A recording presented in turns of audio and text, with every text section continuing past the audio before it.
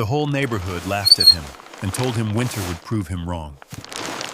A retired veteran in a red and black flannel jacket built a strange cloth tunnel beside his cabin, guided only by instinct and the quiet watch of his loyal German shepherd.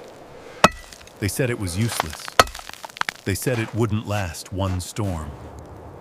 But when the worst blizzard in decades swallowed the city, roads vanished, doors froze shut, and people were trapped in the dark.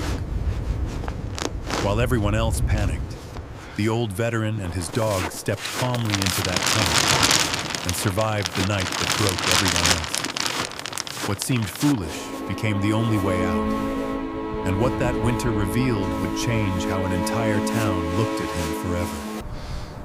Before we dive in, tell us where you're watching from. Drop your city, state, or country in the comments below. It's always incredible to see how far these stories travel. Winter settled over Duluth with a violence that felt personal. The wind off Lake Superior scraping skin and steel alike until even metal groaned under the cold. Walter Hayes stood outside his small cabin at the city's ragged edge, shoulders squared against the gale. The red and black buffalo-plaid flannel jacket pulled tight across a body that had once been broader, harder, and trained to endure worse things than weather. At 72, Walter was tall but slightly stooped now, his frame lean rather than frail, the kind of man whose strength had retreated inward rather than disappeared. His face was cut with sharp angles softened by time, a narrow jaw shaded with a permanent gray stubble that never fully left, no matter how often he shaved.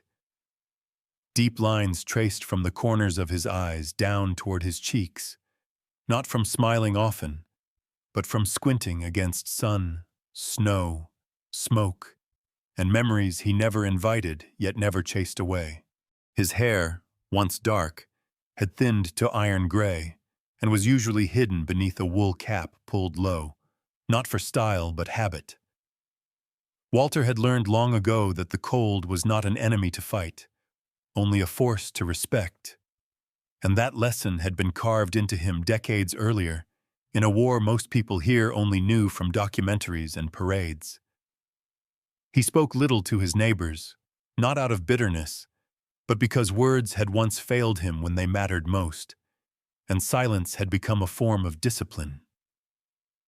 Beside him moved Shadow, a German shepherd nearing 10 years old, large even by the breed's standards, with a thick sable coat dusted now with white along the muzzle and chest.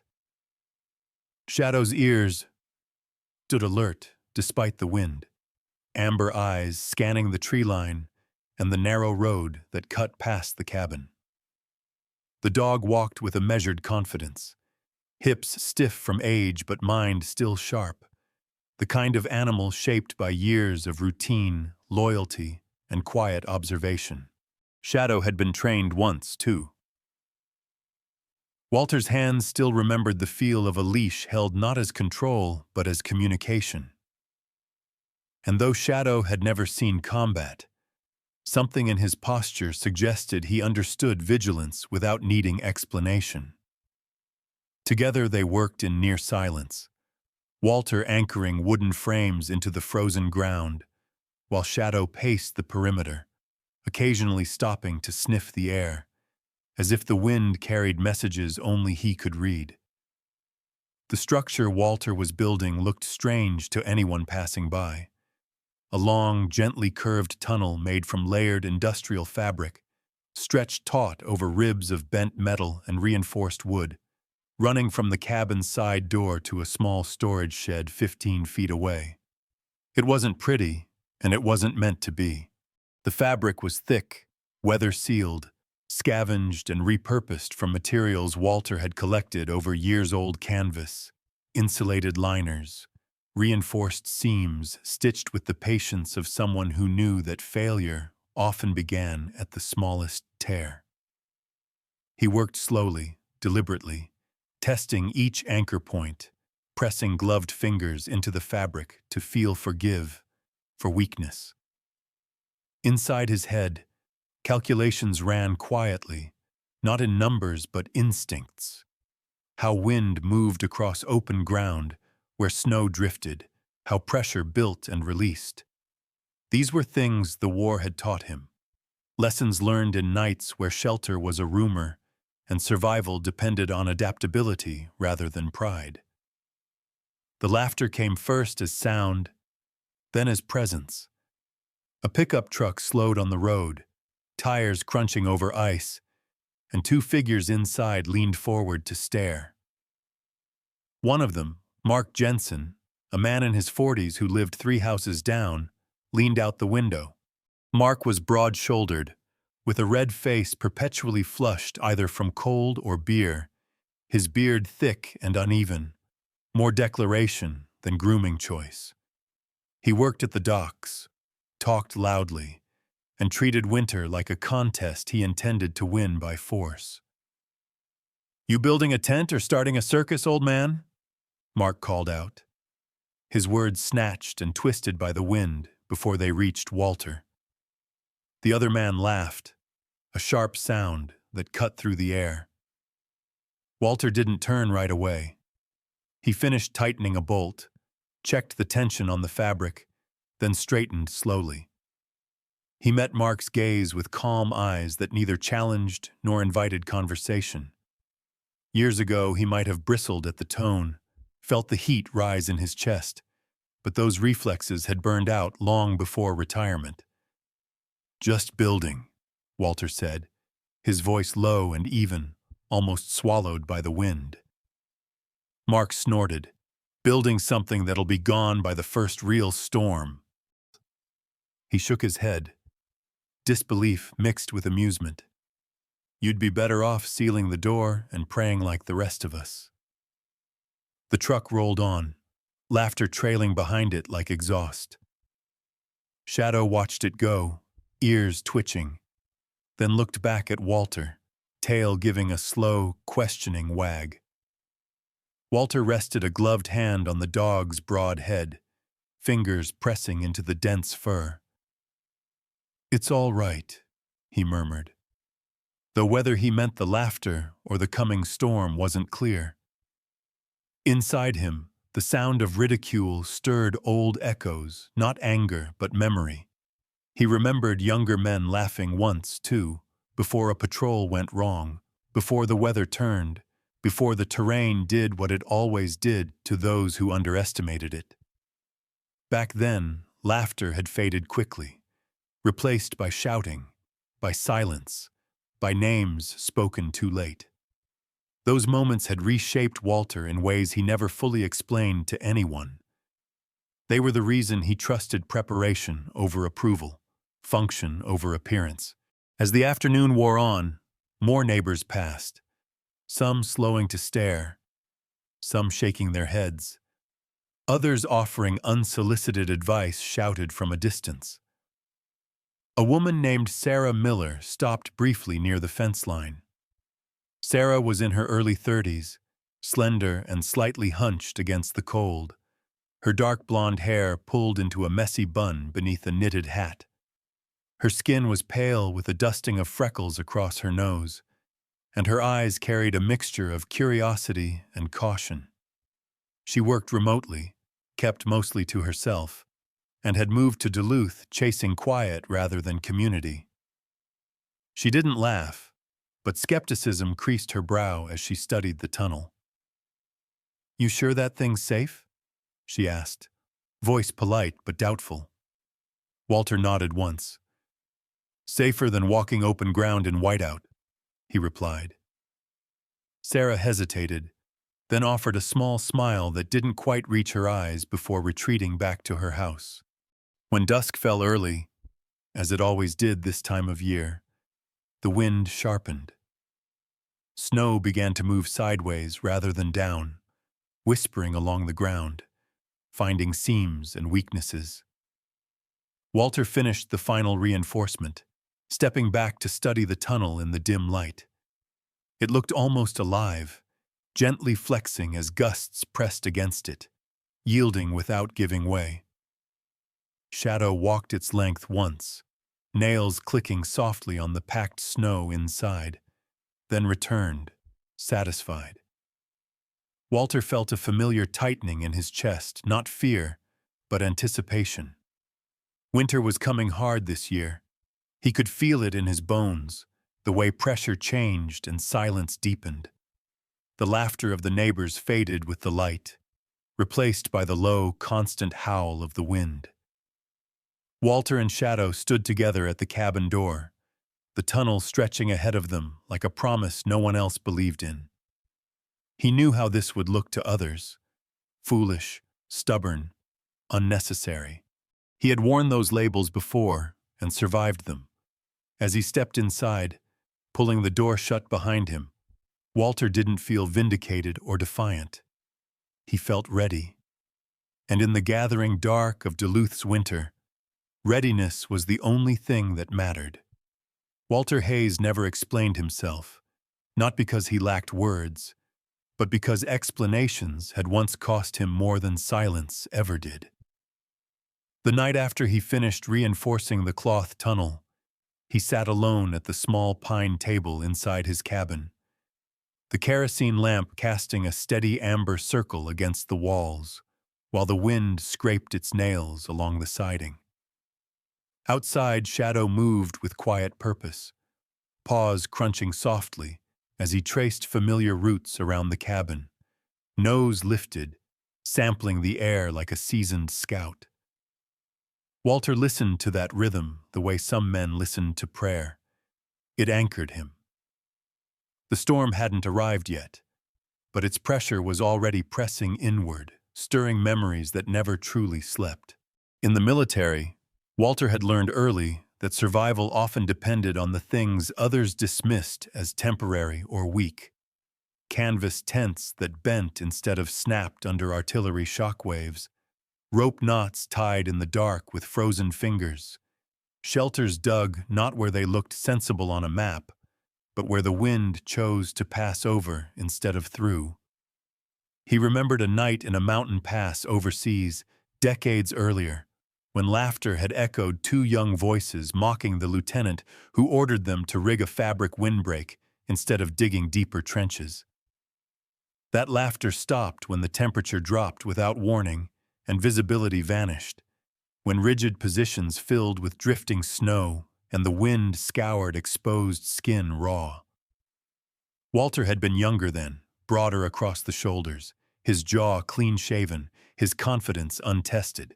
He remembered the sound of fabric snapping into place, the sudden calm inside that improvised shelter, and the realization that adaptability was not cowardice, but intelligence. Those men survived that night. Some others didn't, in later ones, when orders came too late or pride held firm where flexibility should have lived. That lesson carved itself into Walter so deeply, it shaped the rest of his life. After the war, when he returned to a country that preferred neat stories of heroism to quiet truths about endurance, he discovered that people didn't really want to know how survival worked. They wanted results without discomfort. Walter took jobs where his hands mattered more than his voice: warehouse work, maintenance, seasonal construction. Never staying long enough for anyone to ask about the scar that ran pale and jagged along his ribs, or the way he woke before dawn, even decades later. When he finally settled in Duluth, it wasn't for the scenery, though Lake Superior's brutal beauty suited him, but for the honesty of the weather. Winter didn't pretend. It arrived as it was, demanding preparation or punishment, indifferent to opinions. That honesty was something Walter trusted. As the evening deepened, headlights swept briefly across the cabin windows. A pickup slowed, then stopped. Walter stiffened slightly, instinct sharpening, but Shadow gave a low, unconcerned huff, tail barely moving. The knock that followed was hesitant, knuckles rapping wood with uncertainty rather than authority. When Walter opened the door, he found Sarah Miller standing on the porch, shoulders hunched inside a long gray coat, her breath fogging the air. Up close, she looked younger than he remembered, her slender frame almost swallowed by winter layers. Her dark blonde hair had escaped its bun and clung to her scarf in loose strands. Her pale skin flushed pink from the cold. Sarah had the look of someone accustomed to thinking things through before speaking, her eyes sharp but guarded. "I hope I'm not bothering you," she said, voice careful, as if entering unfamiliar territory. Walter shook his head once, stepping aside to let her out of the wind. She hesitated only a moment before crossing the threshold, glancing around the cabin with restrained curiosity. It was sparsely furnished, practical, everything in its place. No photographs on the walls, no decorations beyond a folded flag in a simple frame above the fireplace. "I just wanted to check," Sarah continued, hands clasped together for warmth. "The forecast is worse than they thought. They're saying whiteout conditions by morning." Walter nodded. "That's usually how it goes," he replied. She looked at him then, really looked, noticing the way he stood balanced even at rest, the quiet alertness that suggested a man who never fully relaxed. "About that tunnel," she began, then stopped, choosing her words. "I didn't mean to sound rude earlier." Walter met her gaze, expression unreadable but not unkind. "You weren't," he said. "You were curious. That's allowed." Sarah exhaled, tension easing slightly. "My car's old," she admitted. "If it drifts over tonight, I might not be able to get it out. I just wanted to know if you thought things might get dangerous." Walter considered her for a moment, then glanced toward the door where the wind pressed harder now, a low howl rising. "Winter's always dangerous," he said. "The trick is not pretending otherwise." He didn't offer advice, didn't tell her what to do, but something in his calm certainty settled her nerves more than reassurances would have. She thanked him quietly and left soon after, her figure swallowed by darkness and snow. When the door closed again, Walter leaned his forehead briefly against the cool wood, a gesture so small it barely registered, then straightened. He wasn't shaken by the visit, but it reminded him of something he rarely acknowledged. That isolation was a choice he'd made, not a condition forced upon him. Outside, Shadow returned to his post near the tunnel entrance, snow beginning to gather along his thick fur. Walter joined him, pulling on his coat, running a gloved hand along the tunnel's seam, feeling the vibration of wind passing over rather than through it. He remembered the men who had laughed long ago, the ones who learned, and the ones who never got the chance. He remembered the weight of responsibility, not just for himself, but for anyone within reach when conditions turned unforgiving. As the first real gusts of the coming blizzard tore across the open ground, Walter felt no urge to explain, justify, or prove anything. He knew why he built what he built. He knew why he trusted fabric over rigidity, movement over resistance, and in the rising voice of the wind, he recognized the same warning he'd heard decades ago, a sound that said the test was coming, whether anyone asked for it or not. The blizzard did not announce itself with drama, only with certainty, arriving in Duluth before dawn, as if the night itself had thickened into something solid and hostile. Snow came sideways first, then everywhere at once, erasing edges, swallowing sound, turning distance into illusion. The wind rose into a constant roar that pressed against buildings like a living force, finding cracks, prying, testing, punishing anything rigid enough to resist it. Walter Hayes woke before the worst of it, the way he always did when weather turned dangerous, his body responding to pressure changes long before sirens or forecasts ever could. Inside the cabin, the air was still warm, the quiet broken only by the low hum of the heater and Shadow's slow breathing near the door. The German shepherd lifted his head as Walter swung his legs off the bed, amber eyes alert despite the dim light. Snowlight filtered faintly through the frosted window, an unnatural brightness that signaled trouble. Walter pulled on his boots and shrugged into the heavy red and black flannel jacket, the familiar weight settling over him like armor. Outside, the world had already begun to disappear. By mid-morning, the road past his cabin no longer existed as a concept, only a suggestion beneath drifting white. Across the neighborhood, the things people trusted began to fail one by one. Garage doors jammed as snow packed into their tracks, wood swelling and freezing until motors whined uselessly. Porch steps vanished, replaced by steep, unstable slopes that turned short walks into dangerous climbs. Windows iced over from the inside, condensation crystallizing as heating systems struggled to keep up. Mark Jensen, the dock worker who had laughed days earlier, found himself trapped when the side door of his garage froze shut around his truck, the metal warped just enough to seal it like a vault. Mark was a big man, thick through the chest, his beard now stiff with ice as he shoveled furiously, sweat freezing against his flushed skin. He cursed the storm loudly, every movement a battle, each shovel load replaced twice over by the wind. Pride kept him outside longer than was wise, the same pride that had once dismissed preparation as paranoia. A few houses down, Sarah Miller watched from behind her window as snow swallowed the lower half of her car, her hands clenched around a mug she no longer remembered filling.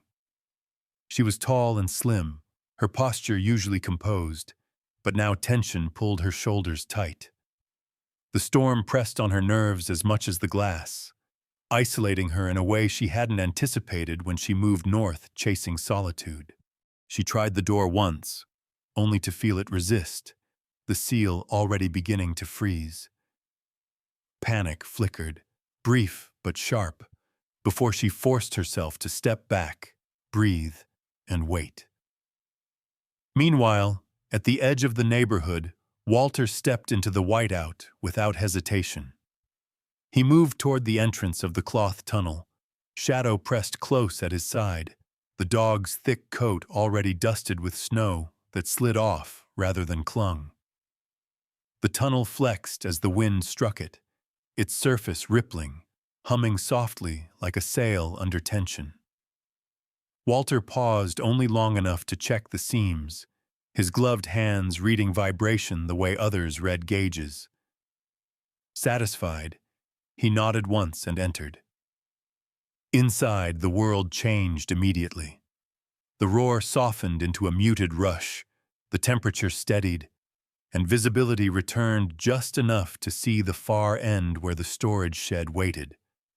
The fabric walls bowed inward with each gust, then relaxed, releasing pressure instead of holding it. Snow slid along the curved surface and fell away, unable to accumulate. Shadow walked ahead, confident, nails tapping lightly against the packed ground, occasionally glancing back as if confirming that Walter followed. Together they crossed the short distance with ease, retrieving supplies without urgency, without risk. It was a small act, almost insignificant, but in a storm that punished every assumption, it felt monumental. Hours passed, and the blizzard intensified. Emergency sirens wailed briefly before cutting out, their warnings swallowed by the wind. Power flickered across the neighborhood, then failed entirely, plunging houses into dim emergency lighting or darkness.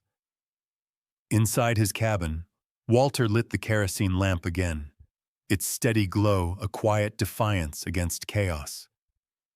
He sat at the table, listening, not just to the storm, but to the subtle changes within it, the shifts in pitch that spoke of deepening pressure. Shadow lay near the tunnel entrance, body angled toward the door, ears twitching at distant sounds. Then came a knock, faint but urgent, barely audible beneath the storm. Walter stood at once, heart rate steady, instincts already sorting possibilities. When he opened the door, snow rushed in like smoke, and Mark Jensen stumbled forward, nearly falling inside. Mark looked smaller somehow, stripped of bravado, his beard rimed with ice, eyes wide and bloodshot from wind and fear.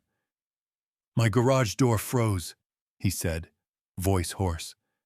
"I can't get back, I didn't—" He stopped, swallowing hard, pride breaking under the weight of circumstance.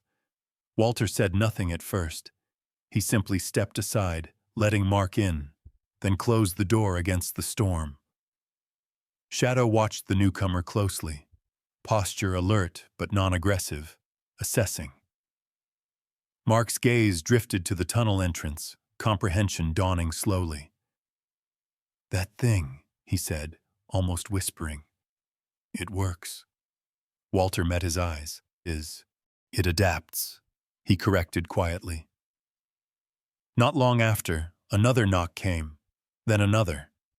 Sarah stood outside next, her coat crusted with snow, dark blonde hair plastered to her cheeks, skin pale beneath the cold's assault. She trembled, not just from temperature but from the realization of how quickly normal life had unraveled. Walter guided her inside, offered a blanket, gestured for her to sit. He didn't ask questions. He didn't need to. Outside, the storm showed no mercy, collapsing routines and exposing the fragility of structures built on assumption rather than understanding.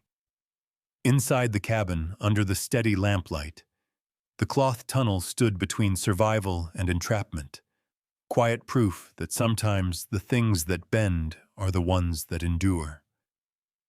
The storm reached its cruelest hour sometime after midnight, when the wind no longer surged in waves, but settled into a relentless, grinding force that seemed determined to erase every human sound from the landscape. Snow pressed against Walter Hayes's cabin in thick, shifting layers, the structure groaning softly as if breathing under strain. Inside, the kerosene lamp burned low but steady, casting long shadows across the wooden walls. Mark Jensen sat near the table now, shoulders slumped, his large frame diminished by exhaustion and shame, while Sarah Miller occupied the chair closest to the heater, her slender hands wrapped tightly around a blanket, knuckles pale against the rough fabric. Shadow lay near the tunnel entrance, head resting on his paws, but eyes open, alert to every vibration in the air. It was then that the flashlight beams appeared, thin and wavering through the blowing snow beyond the window, like fireflies struggling against a white void. The light vanished and reappeared, closer this time, followed by the faint thud of boots against packed drift, and then the knock 3 uneven raps, heavy with desperation. Walter rose without a word, his movements economical, practiced.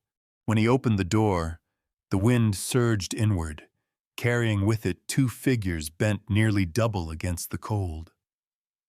The first was an older woman named Elaine Parker, her gray hair escaping from beneath a fur-lined hood, her face lined deeply by years of dockside work and hard winters. Elaine had always been sharp-tongued, quick with commentary, her laughter often loudest when others failed. Tonight, her mouth trembled as she spoke, breath hitching in ragged clouds. Behind her stood her son, David Parker, a man in his early 30s with a narrow face and tired eyes, his beard iced over in uneven clumps.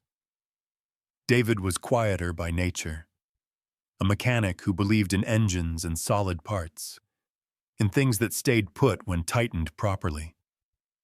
His disbelief was written plainly across his face as he glanced past Walter's shoulder and saw the interior of the cabin and the tunnel beyond. Walter stepped aside, ushering them in, his expression unreadable but his actions decisive. He took Elaine's arm gently but firmly, guiding her to a bench, while David lingered near the door, stamping snow from his boots, eyes darting as if expecting the walls themselves to fail. "The roads are gone," David said finally, voice tight. "We couldn't see 10 feet ahead. The house, the back door froze shut." He stopped there, pride catching in his throat.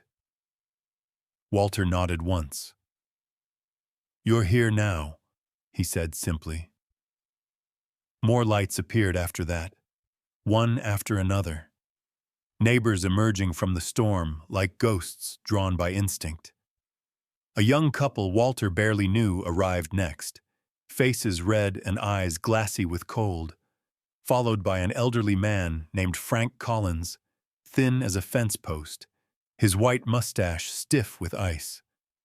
Frank had been a retired schoolteacher, meticulous and skeptical, fond of shaking his head at what he called foolish improvisation.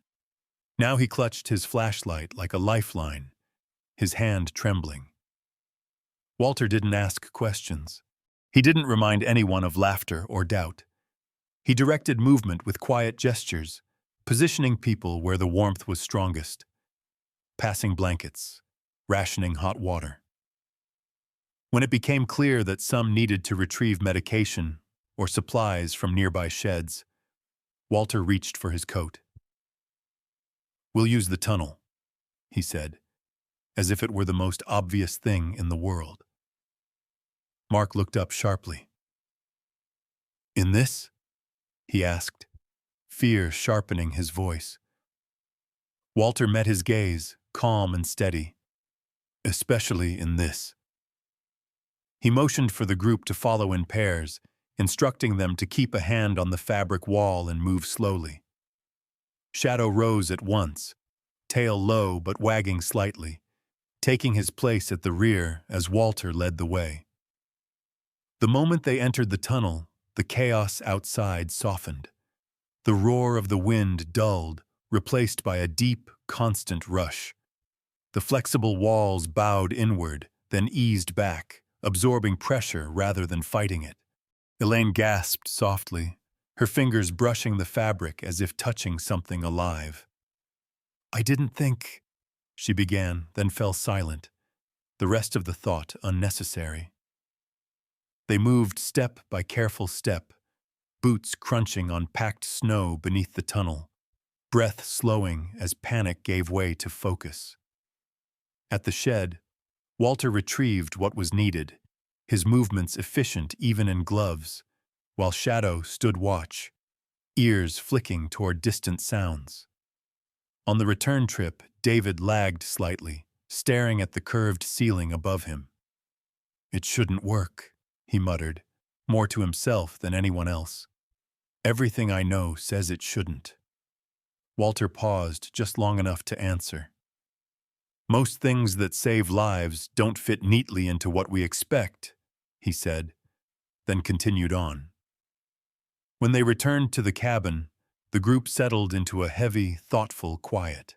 The laughter that had once come so easily to these people felt like something from another lifetime, inappropriate in the face of what the storm demanded.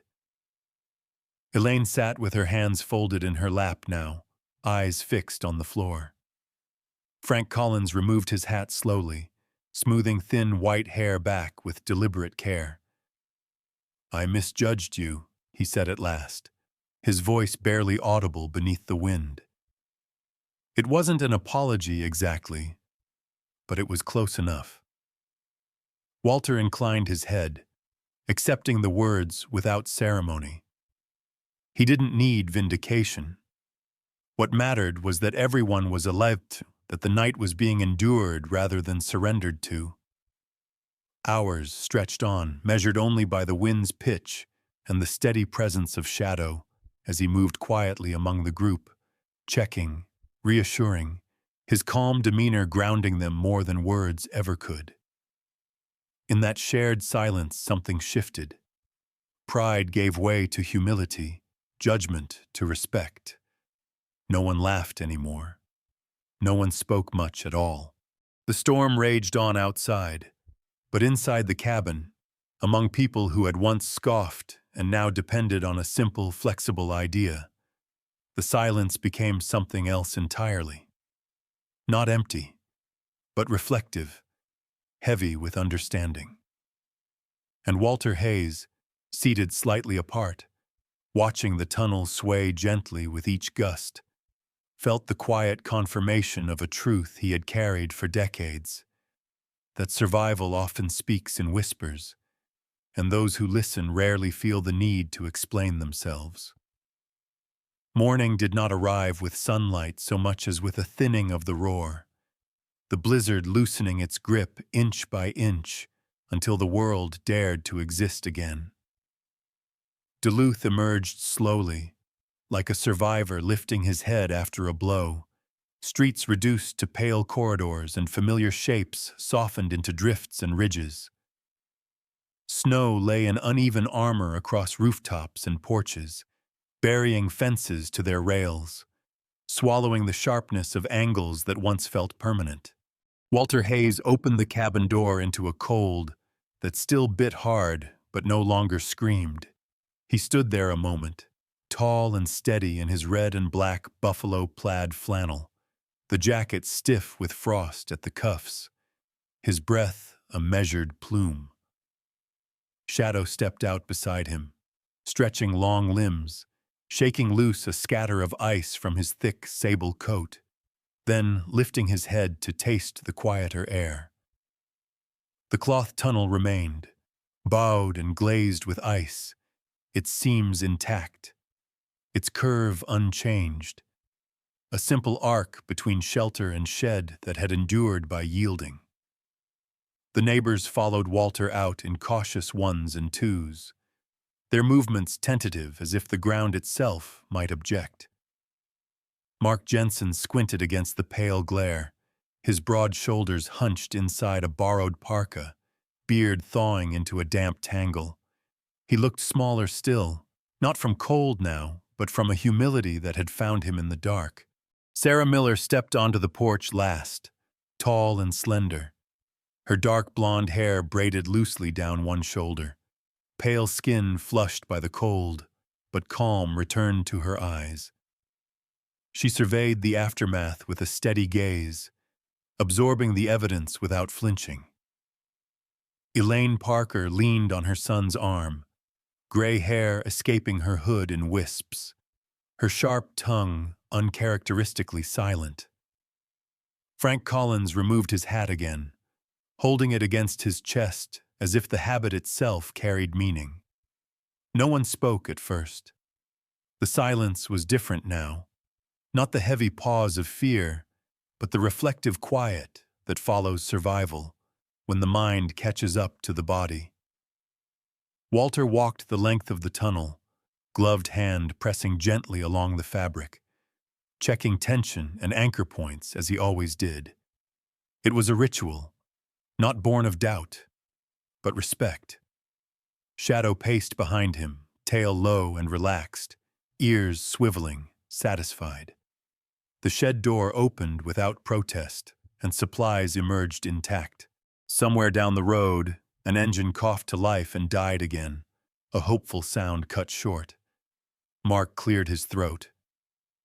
"I was wrong," he said, the words rough but honest. He didn't gesture to the tunnel. He didn't need to. Walter nodded once, accepting the statement without ceremony. "Most of us are," he replied, not unkindly.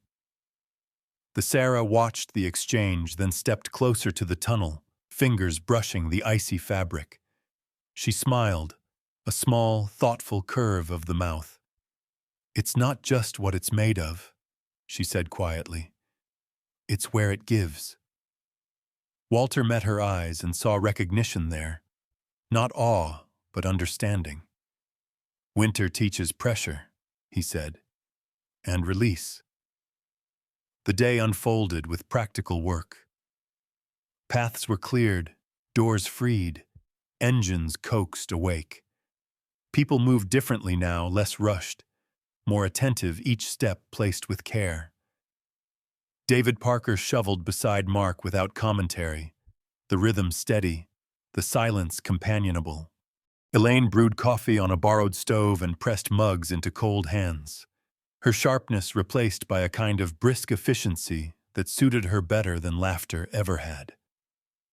Frank Collins stood at the edge of the road, cataloging damage with the habit of a teacher, already planning what would need fixing and how long it might take.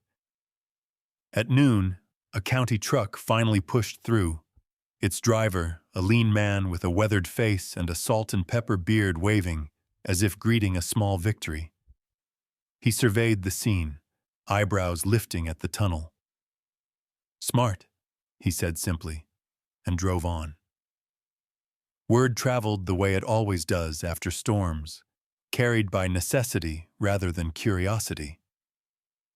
By afternoon, neighbors from farther down the block appeared, some with sheepish smiles, others with questions shaped carefully to avoid offense. Walter answered when asked, demonstrated when invited, and declined attention when it drifted toward praise. He showed how the fabric shed snow, how the curve redirected wind, how the anchors were placed where drift would not bury them. He spoke plainly, without flourish, his voice carrying the authority of experience rather than ego.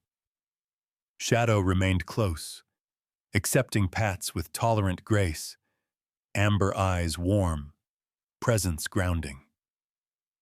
As daylight waned, the crowd thinned, life resuming its cautious rhythm. Sarah lingered, helping stack firewood near the shed, her movements efficient despite her slim build. "You could teach this," she said at last, not as a suggestion, but an observation. Walter shook his head gently. "People learn best when winter teaches," he replied. She smiled again, this time wider, and nodded, understanding the boundary he set. When evening returned, the cabin settled back into quiet. The lamp glowed, the heater hummed, the tunnel creaked softly as it cooled. Walter hung his flannel jacket on its familiar hook by the door, the fabric darkened by melted frost, and sat with a cup of coffee, steam rising. Shadow lay at the threshold, head up, eyes half-lidded, guarding without strain. Outside, Duluth breathed under its white blanket, changed not by destruction, but by instruction. Winter had not asked permission. It had not explained itself. It had simply tested what would bend and what would break. Walter knew tomorrow would bring new laughter, new doubts, new storms. He would not argue with them. He would build what needed building, walk where he needed to walk, and let the weather speak its lessons. In the end, that was what winter taught best. That survival favors humility, that strength often looks like flexibility, and that the things we dismiss as foolish are sometimes the very things that carry us through the worst nights of our lives. As this story comes to rest, one truth remains quietly standing, like that cloth tunnel after the storm. Sometimes what saves us does not arrive with thunder or spectacle, but with patience, humility, and unseen guidance. Many would call it preparation. Others would call it experience. But for those who have lived long enough to notice, it feels very much like grace. In moments when human strength fails, when pride collapses and certainty freezes shut, something greater often whispers instead of shouts. Some call it wisdom, some call it timing, and some of us call it God.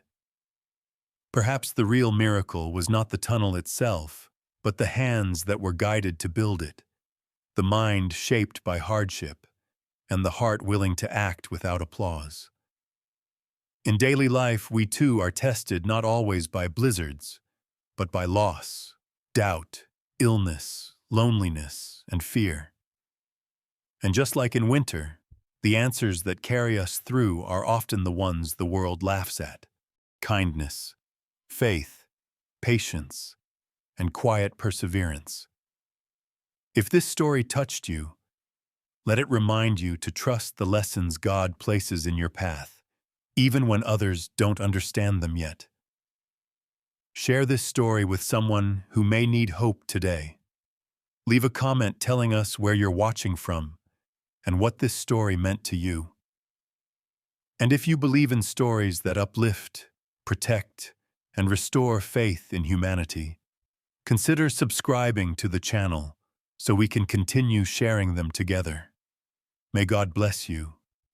May He watch over your home as surely as He watches over the humble. And may His peace carry you safely through every storm you face, seen and unseen.